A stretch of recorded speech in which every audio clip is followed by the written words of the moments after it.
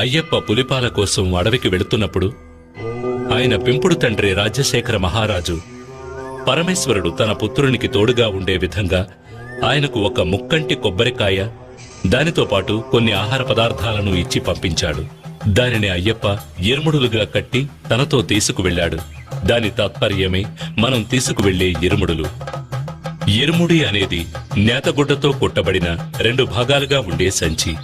భక్తులు భక్తితో తలపై మోసుకు వెళ్లే ఇరుముడిలోని ముందు భాగంలో పసుపు, కుంకుమ, వడ్లు, అటుకులు, మాడిగ పొరతో అమ్మకు దీపం వెలిగించేందుకు వత్తి, నూనె, తర్వాత ముఖ్యమైన కానుకైన నేతి కొబ్బరికాయ, అంటే అయ్యప్పకు అత్యంత ప్రియమైన నైవేద్య పదార్థమైన ముక్కంటి కొబ్బరికాయను తీసుకుని ఒక కంటికి రంధ్రం చేసి అందులో ఉన్న నీటిని తొలగించి తర్వాత కొబ్బరికాయను స్వచ్ఛమైన నేతితో నింపి తీసుకువెళ్లేదే నేతి కొబ్బరికాయ.